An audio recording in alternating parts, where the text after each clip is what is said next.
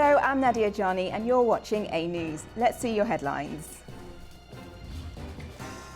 China held its largest military parade in Beijing to mark the World War II victory. Russia's overnight air assault on Ukraine killed 1 and injured 5, and Zelensky is in Denmark for talks with Nordic and Baltic leaders. And rescue operations are underway as the death toll from earthquake in Afghanistan exceeds 1,500.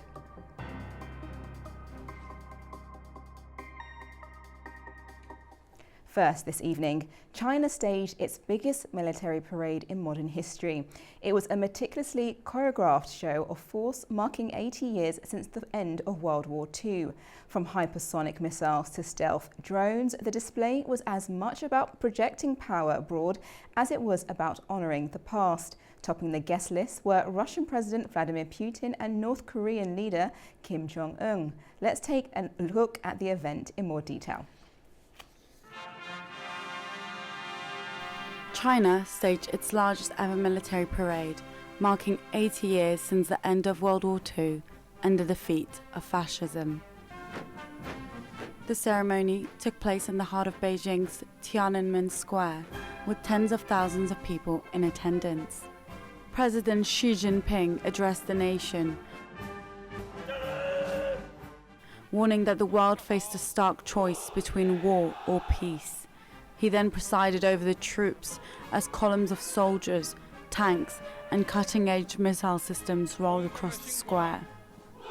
Among the highlights were hypersonic weapons, stealth aircrafts, and drone swarms, all underscoring China's expanding military might.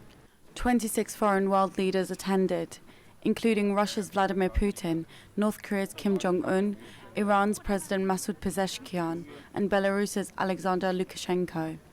From South and Central Asia, leaders from Pakistan, Uzbekistan, Kazakhstan, Tajikistan, and Kyrgyzstan were also present. And from Europe, Slovakia's Prime Minister Robert Fico and Serbia's President Alexander Vučić joined. Azerbaijan's President Ilham Aliyev and First Lady Mehriban Aliyeva were warmly welcomed by China's President Xi and the First Lady, underscoring Baku's growing diplomatic weight. It was a presentation of Chinese military might, a choreographed showcase of advanced military equipment, such as drones, hypersonic missiles, and fighters. For China, though, the symbolism was profound. It was a demonstration of unity, of strength, and its vision of a multipolar world. Staying on the parade, Russian President Vladimir Putin met North Korean leader Kim Jong-un in Beijing, praising North Korean troops for their role in fighting alongside Russian forces in the Kursk region against Ukraine. "Your soldiers fought courageously and heroically," Putin said, thanking Kim and the North Korean people for their sacrifices. Kim expressed gratitude for Putin's recognition and reaffirmed North Korea's commitment to support Russia, saying their bilateral cooperation continues to advance across multiple areas and that they will spare no effort in providing help to Russia. Ukraine President Volodymyr Zelensky has arrived in Denmark for talks with Nordic and Baltic leaders. Prime Minister Mette Frederiksen welcomed Ukrainian President Zelensky at Marienborg near Copenhagen, where he will meet Nordic and Baltic leaders to discuss support for Ukraine.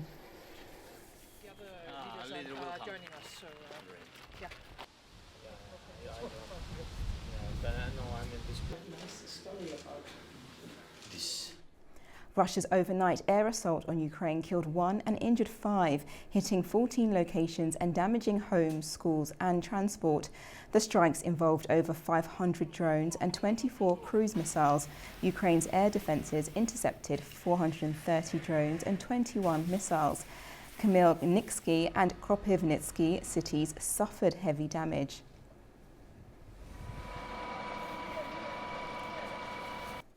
Now to Ukraine's Kharkiv, where the new school year has started in the underground classrooms designed to protect children from Russian attacks. Officials say the facilities make it possible for thousands of pupils to safely return to in-person learning. Here's more. In Ukraine's northeastern city of Kharkiv, the first day of school this year looked unlike any other. Instead of walking into bright courtyards, children filed down staircases, 3 floors underground, to begin their studies in newly built classrooms designed to shield them from Russian attacks. Air raid sirens echoed above ground as lessons began below. For parents, the underground schools are more than classrooms, they are lifelines.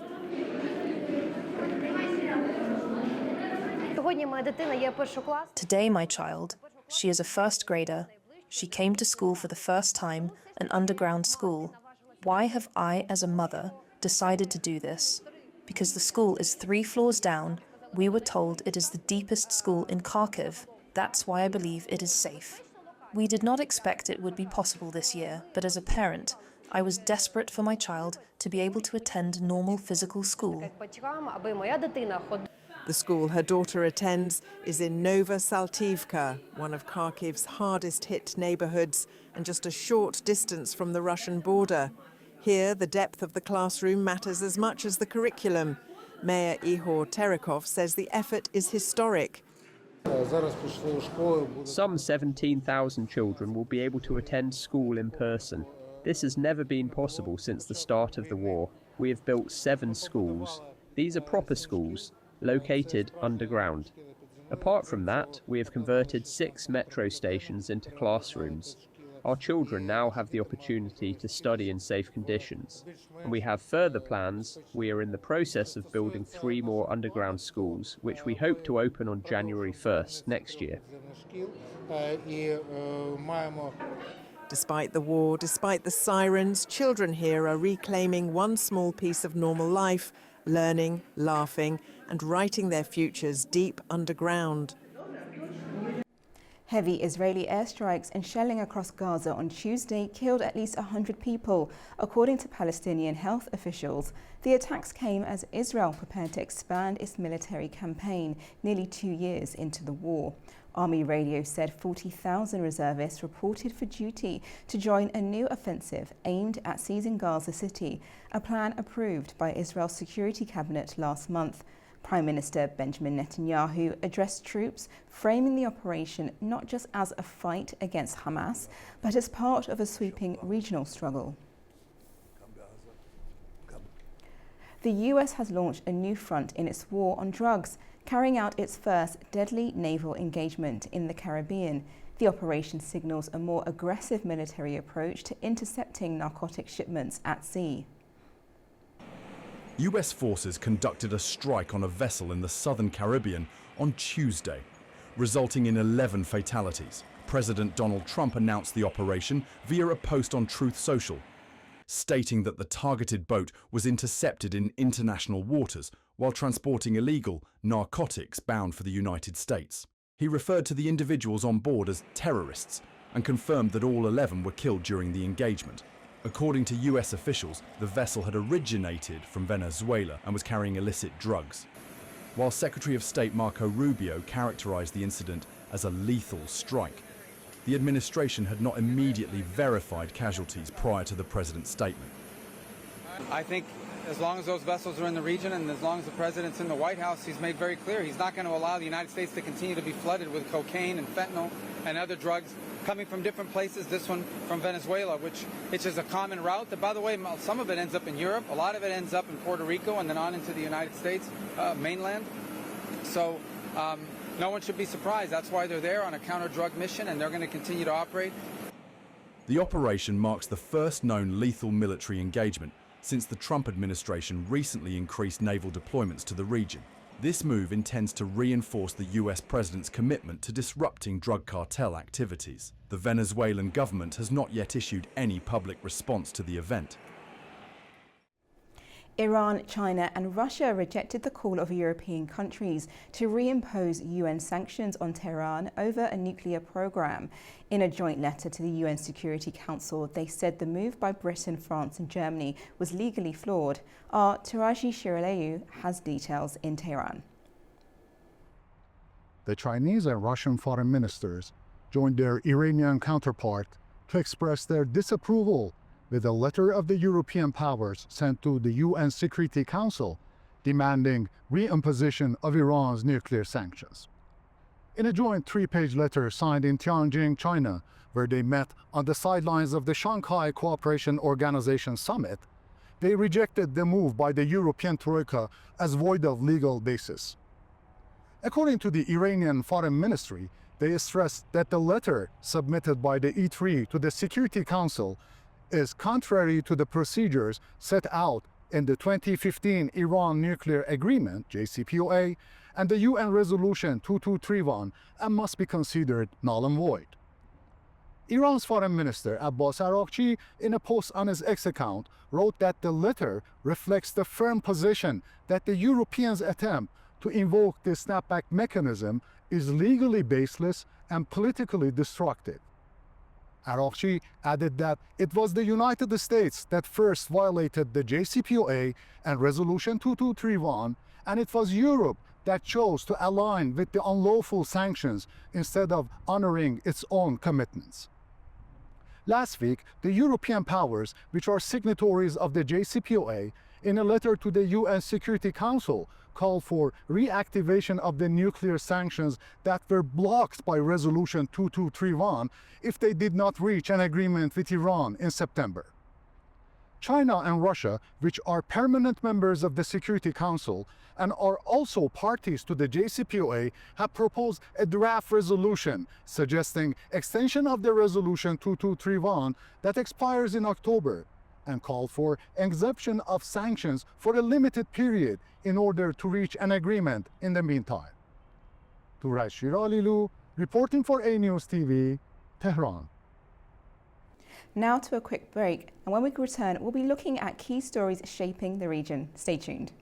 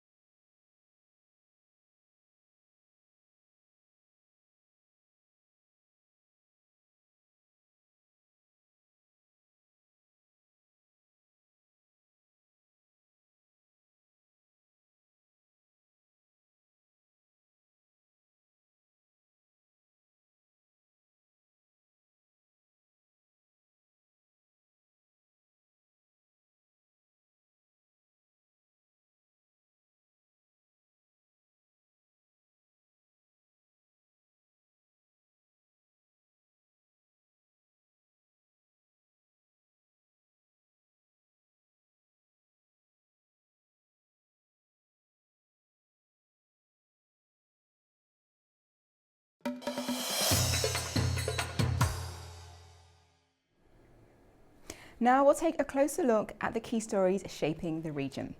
2 days after the 6.0 magnitude earthquake in Afghanistan's Kunar province, the death toll continues to rise. So far, the earthquake has killed nearly 1,500 people and injured over 3,000. Rescue teams are working to help survivors, but some affected areas remain inaccessible and many people are still trapped under the rubble. Here's more on that story.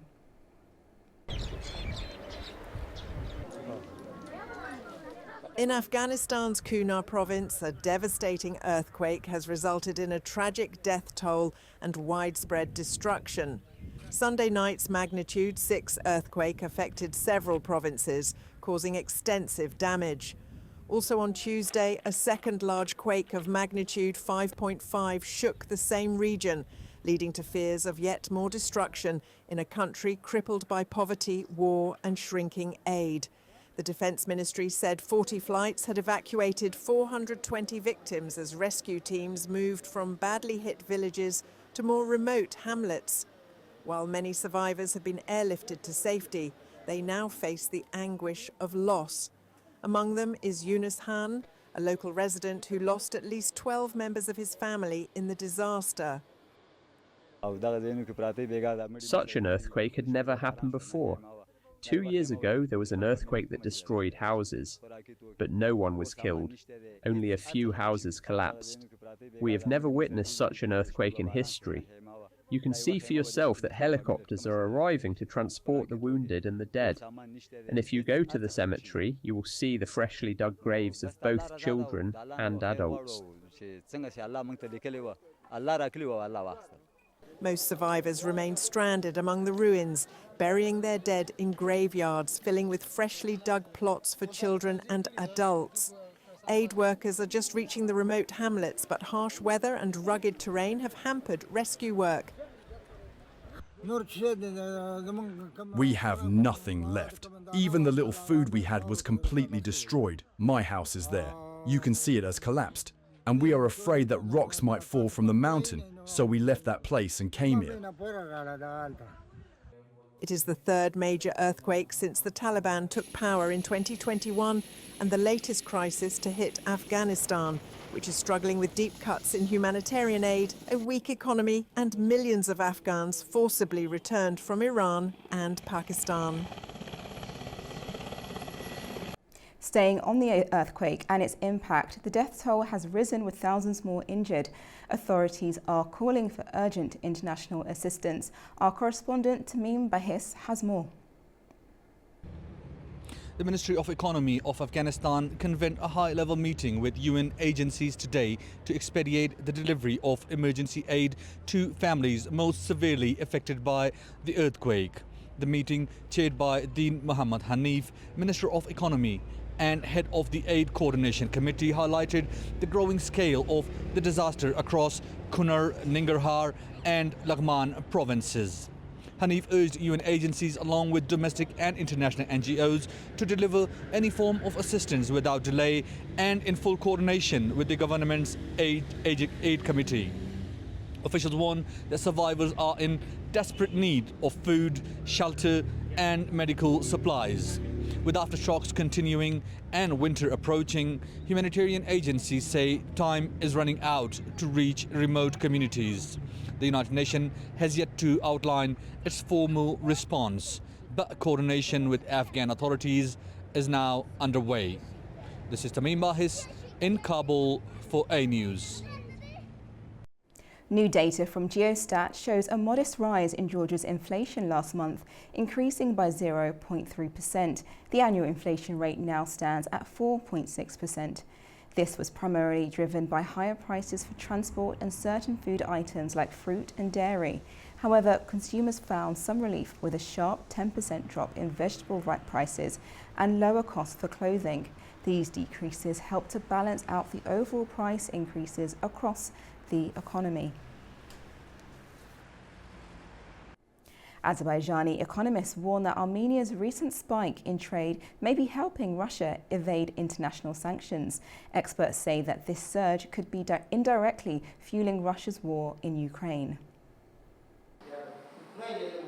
A new report by Azerbaijan's Economics International Public Union for Economic Research has revealed suspicious patterns in Armenia's import and export operations, suggesting the country may be helping Russia bypass international sanctions and support its war in Ukraine. The research group says Armenia's foreign trade has surged dramatically in recent years, raising questions about the source and purpose of these imports and exports. Union's chairman, Fikret Yusufov, highlighted what he called an unusual discrepancy between Armenia's economic growth and its trade figures. Even though Armenia's economy has only doubled in recent years, its foreign trade turnover has increased 4.2 times. This is a complete anomaly. The state budget grew by only 65%, yet import and export figures have risen so rapidly. These discrepancies indicate that Armenia is channeling Russian products through its territory, and to cover the tracks, it presents re-exported goods as its own. Yusufov also noted that imports of luxury goods such as pearls, precious and semi-precious stones and metals surged from $248 million in 2021 to over $7.4 billion in 2024, more than a 30-fold increase. He warned that such a sharp rise is highly unusual for a country still recovering economically after the war. Economist Malik Hassanov added that hundreds of companies owned by Russian businessmen have appeared in Armenia since the war began, many suspected of conducting shadowy operations. Official statistics show that Armenia's imports from Russia were $1.7 billion in 2021, but by 2024 this figure had risen to $9.2 billion. 75% of this growth consists of precious metals and stones. Exports of the same products have increased by 2,180% in 5 years. The figures clearly show that Armenia is taking Russian goods and selling them as its own in the Middle Eastern markets. The banking sector is also open to Moscow's use, and Armenia cannot conduct independent economic policy. Experts also emphasized that breaching sanctions carries severe legal consequences, including fines, imprisonment and asset seizure. The briefing concluded with a warning that Armenia's role in facilitating trade is indirectly financing Russia's war, undermining international law and giving Moscow a critical lifeline to continue its military operations in Ukraine.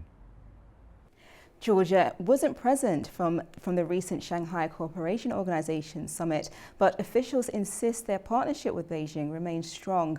For more on that, we go to Tbilisi and our correspondent Nini Nikolashevi tells us more. As leaders from across the region gathered in China for the Shanghai Cooperation Organization summit, Georgia was notably absent. Neighboring countries like Azerbaijan and Armenia used the platform to upgrade their partnerships with major global powers, while Georgia, despite holding the status of an official strategic partner of Beijing, remains on the sidelines. Prime Minister Irakli Qobakhidze responded to questions about this absence, stressing that the parade in China was part of the SCO framework and that attendance should not be overinterpreted. He underlined that cooperation with Beijing is a priority, calling the China-Georgia strategic partnership precious and important, and promising new steps to strengthen it politically and economically.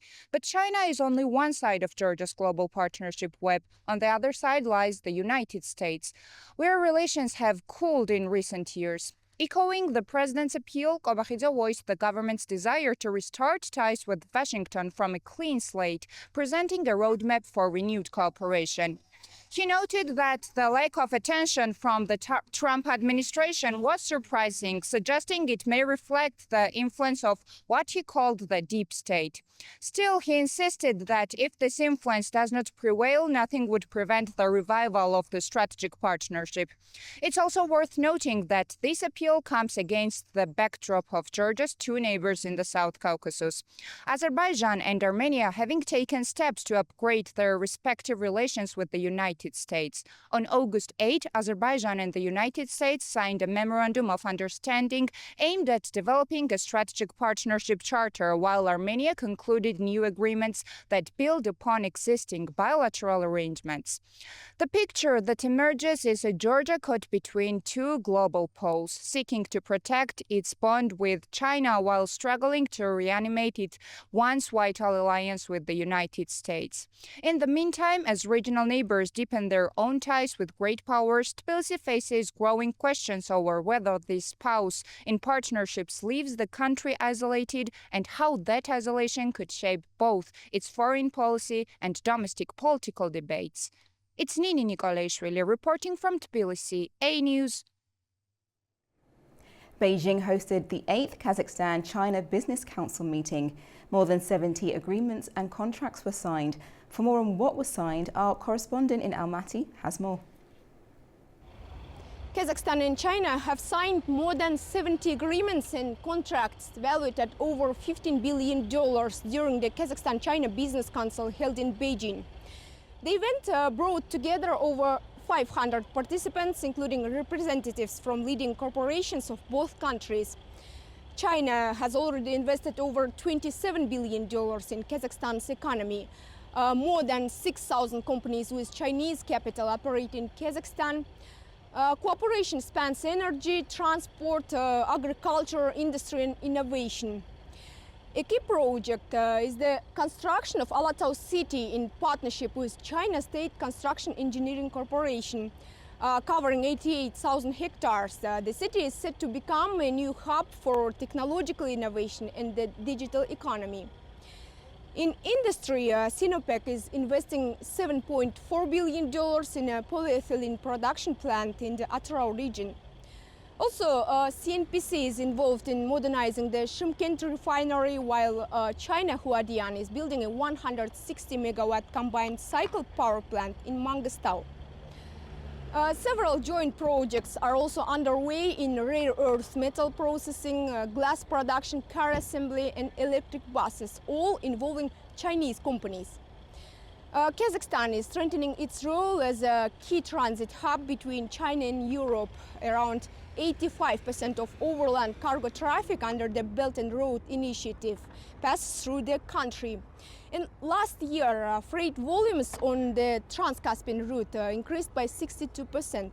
The introduction of double tracks on the Dostok-Mo intersection, President Tokayev says, will boost the corridor's capacity fivefold. While the financial figures are strong and projects ambitious, experts say the challenge lies in balancing economic growth with Kazakhstan's strategic independence, requiring careful decisions and clear cooperation frameworks. From Almaty, Kazakhstan, Fariza Kalimurzina, A News.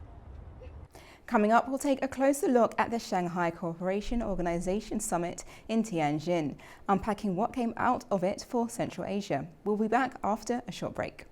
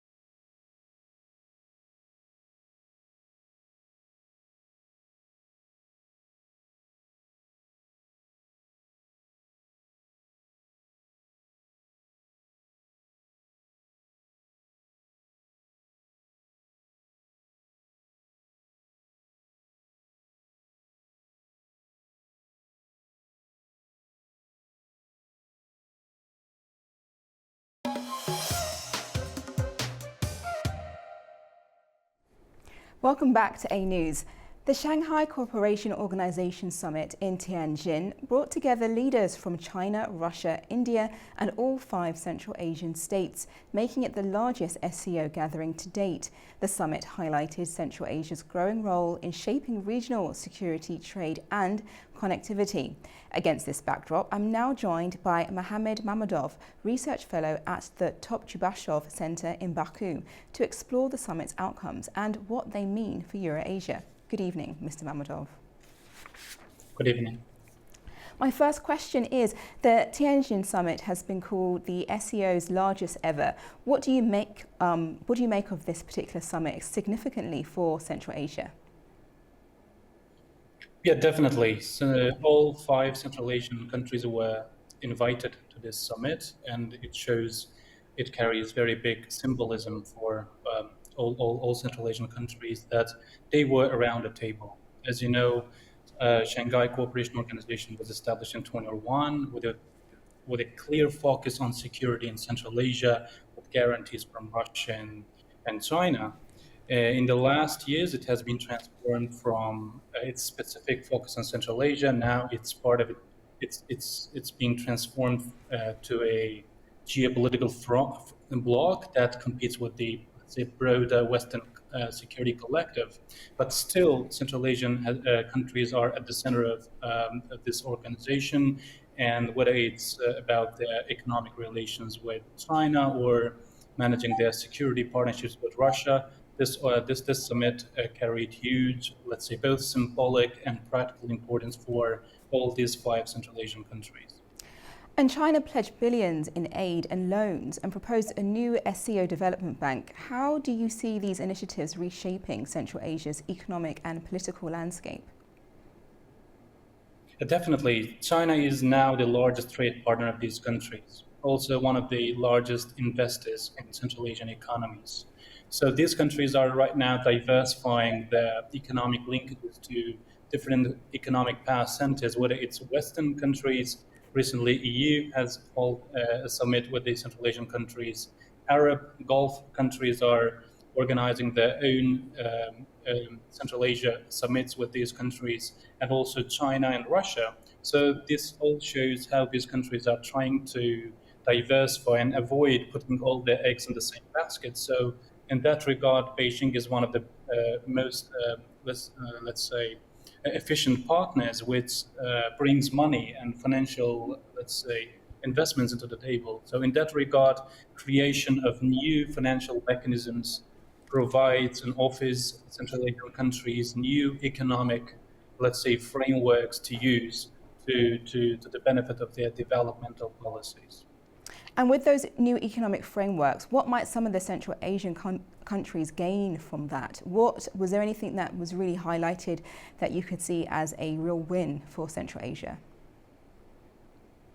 Yeah, it's mostly about the new investments in their industrial development and integration of these countries' economies into global and regional value and supply chains. This is very important because, as you know, Central Asian countries and their economies have long mostly been dependent on resource revenues and certain economic sectors. And these countries are highly invested in the idea of diversifying their economies, so not being dependent on a single resource revenue. So in that regard, the new agreements, whether it's green technologies or critical raw materials that Uzbekistan offered, and then other frameworks that are new economic sectors that offers new frameworks for these countries to diversify their economies and also benefit from, let's say, new trends which China mostly brings to the table.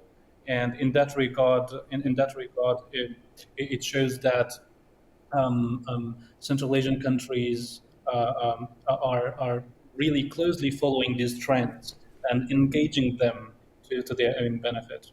Uzbekistan's president proposed deeper trade and connectivity measures, including a unified SCO transport space.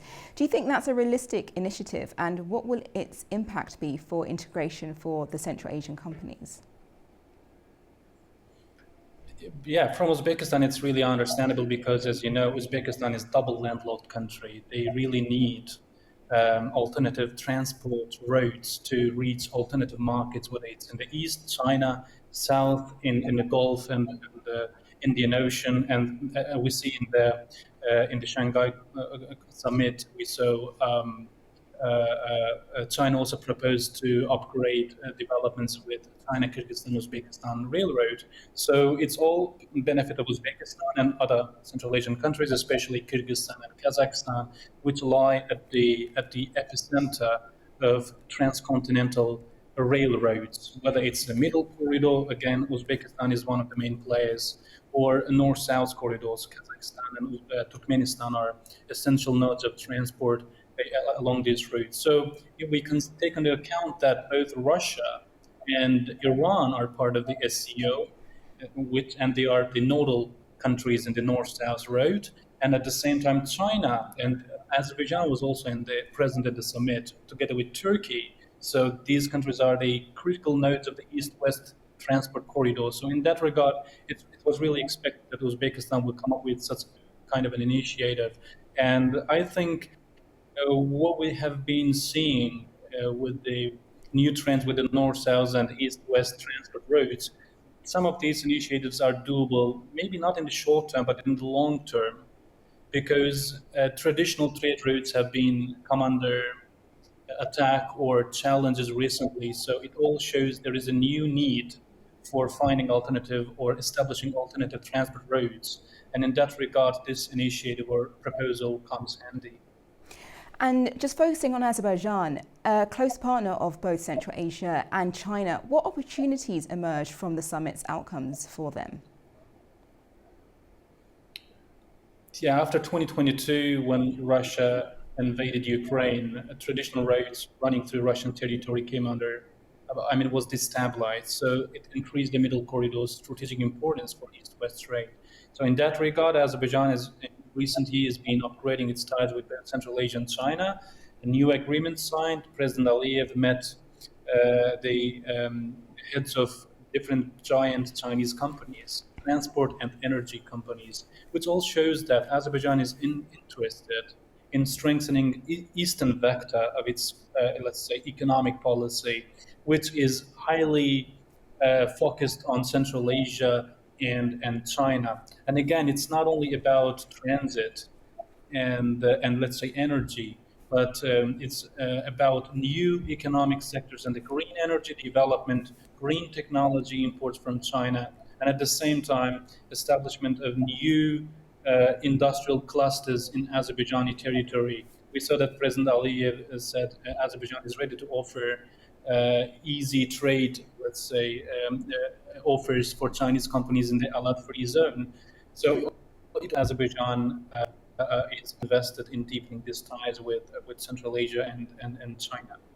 You mentioned green energy there. Let's just go a little bit deeper. What does that mean for Central Asia and the technology behind that? Yeah, these countries, as I said before, are I think seriously considering diversifying their dependence away from, let's say, dependence on steel revenues.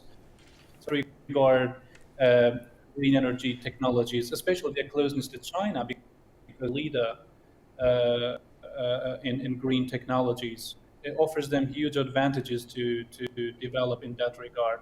The same can be said about their partnership with Gulf Arab countries. As you know, United Arab Emirates, Masdar, and Saudi Arabia's Aqua Power, leading investors and infrastructure builders in both Azerbaijan and Central Asian countries. And here there is an interesting complementary. One is Chinese technology comes to these countries, and Gulf Arab countries bring financial, let's say, money to build and realize all these giant, let's say, projects. So in that regard, it helps Central Asian countries both diversify their economy and at the same time build new geopolitical linkages with Gulf Arab countries and China. How can we interpret Xi Jinping's repeated calls to reject a Cold War mentality that he mentioned during the summit? Do you think that message was directed at the US, and how did Central Asian leaders respond to that? Yeah, definitely. I think the context that it comes on the heels of President Trump's protectionist speeches and alienating its partners and, let's say, rivals at the same time, it shows China is using the momentum to attract all these, let's say, these countries who have been unhappy with the US sanctions and tariffs to its own side, whether it's Iran, Russia, like sanctioned countries, or American partners like Turkey or Azerbaijan and some Central Asian countries. So in that regard, timing is clear. And as I said in the beginning, China is trying to promote the SCO as a rival geopolitical bloc to the geopolitical alliances led by the United States and to a certain extent the European Union. So in that regard, it puts Central Asian countries in a tricky position. On the one hand, it creates a permissive environment for Central Asian countries to play one side against the other. We see it in the new contracts on the region's strategic resources, such as critical raw materials, lithium, titanium, magnesium, and etc. And on the other hand, it creates some sort of pressure on these countries because you have to handle all these geopolitical, let's say, improvisations at the same time. So it creates some kind of pressure mechanism.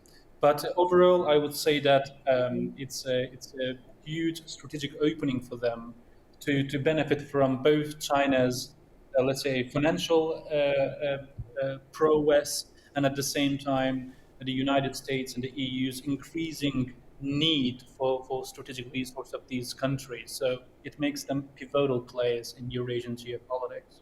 Would you say because of that, Central Asia is in a positive or better position because of how China is trying to politically frame it, with the SCO trying to be, as you mentioned, the rival to Europe and the bloc and to the West, like the US, for example? Is that a good position for Central Asian leaders to be in? Yes, I think yes, because again, there is growing need from both sides to Central Asia. And what makes them more, let's say, beneficial is that the geopolitical competition between the United States and China over Central Asia is not still a zero-sum game. You can see some projects where both US, European, and Chinese companies are working together. So it's not called for a Cold War per se so far, but maybe in the future. But for now, it's very desirable position that you guys at the same time, but still emerge winner. So in that regard, I think it's quite a positive development. The same happened with Azerbaijan. President Aliyev was in Washington last month, and there were very positive vibes. President Trump, very good, and the ties are being upgraded to the level of strategic partnership. And at the same time, now President Aliyev meets Xi Jinping and talks about comprehensive strategic partnership. The same with the Central Asian countries for now, but in the future, I think this will be more difficult to handle. Well, thank you so much for your insights and for joining me this evening, Mr. Mammadov. Thank you.